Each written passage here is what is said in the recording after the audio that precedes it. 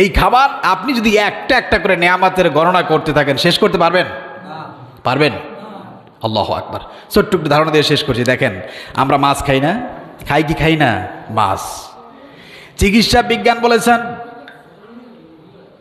আমরা যে মাছ খাই, পৃথিবীতে কত ধরনের মাছ আছে শুধু চিকিৎসা বিজ্ঞান গবেষণা করেছেন, সামুদ্রিক এবং দেশি মাছ সব মিলাইয়া 30 থেকে 40 হাজার প্রজাতির মাছ। সুবহানাল্লাহ।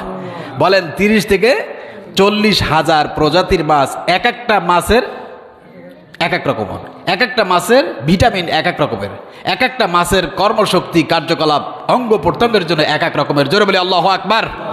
শুধু তাই না, এই যে আল্লাহ পাক এত বিশাল একটা মেশিন দিয়েছেন, আপনার যেই জিহবা, এই জিহবার ভিতরে আপনি বিজ্ঞান বলেছেন 30 হাজার স্বাদ আচ্ছাদন করার ক্ষমতা আল্লাহ এই জিহবাকে দিয়েছেন। জোরে বলি সুবহানাল্লাহ। কত হাজার? 30,000। আপনি আলাদা আলাদা করে আপনার সেন্টিমেন্ট বলতে পারবে একটা একটা করে, এইটার এই মজা, এইটার মজা, আলুর ভর্তা এই মজা, লইট্টা মাছের মজা, মাইট্টা মাছের মজা, টাকি মাছের মজা, শিং মাছের মজা।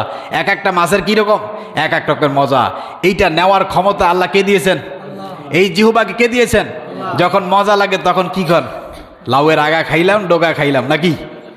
হায় রে মুসলমান, খাওয়ার সময় ডানেও তাকায় না, বামেও তাকায় না। কি যে খাওয়া!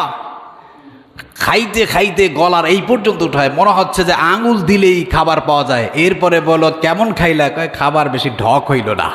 কথা বলেন ঠিক কিনা? এরকম নাফরমান নাই? অবশ্য চট্টগ্রামে নাই, আসেনি? আল্লাহ আমাদের হেফাজত করে বলে আমিন। আমার বন্ধুগণ, এরপরে আপনি যে গোশ খাইতেছেন, কি বলেন তো? গোশ।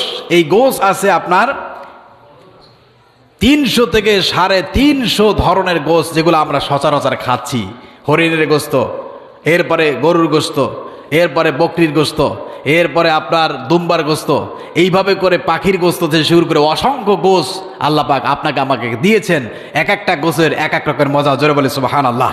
আমার বন্ধুগণ, সম্মানিত হাজরিন, এই হলো আল্লাহ সুবহানাহু ওয়া তাআলা। তিনি বলছেন, বান্দা হাদা খালকুল্লাহ, এটা হলো আমার সৃষ্টি, আমার সৃষ্টি, তুমি আমার খুব আদরের, সুতরাং নাফরমানি করিও না, আমাকে সেজদা দাও, দুনিয়াতে শান্তি পাবা। আর এই দুনিয়াতে চিরস্থায়ী থাকতে পারবে না। তোমার ক্ষমতা, তোমার চাহনি, তোমার কথা বলার শক্তি, এগুলো 1 সেকেন্ডের জন্য আল্লাহ পাকে স্তব্ধ করে দিতে পারেন। কথা বলেন ঠিক কিনা? আল্লাহ সুবহানাহু ওয়া তাআলা আমাদের সকলকেই যেই কথা দিয়ে আমি শুরু করছি সেটা হলো আফালা তাকিলুন। সবাই বলেন আফালা তাকিলুন। আবার বলেন আফালা তাকিলুন। আল্লাহ পাক কোরআন শরীফে এরকম নেয়ামতের কথা বর্ণনা করে করে বলছেন, বান্দা একবার কি আকল খাটাবে না? একবার কি চিন্তা করবে না? একবার কি বিবেককে প্রশ্ন করবে না? কে তোমাকে এত সুন্দর বানাইলো? কে তোমাকে চলার শক্তি দিল? কে তোমাকে কথা বলার শক্তি দিল? কে তোমাকে স্ত্রী দিল? কে তোমাকে ছেলে দিল? কে তোমাকে ঘর দিল? কে কার জমিনে তুমি চলতেছো? কার আলো বাতাস গ্রহণ করতেছো? একটু বিবেককে খাটাও আর আল্লাহকে সেজদা দাও, আকাশ এবং জমিনে তুমি ধন্য হয়ে যাবে। জোরে সুবহানাল্লাহ। আল্লাহ আমাদের সকলকেই মৃত্যু পর্যন্ত সম্পর্ক থাকবে কার সাথে?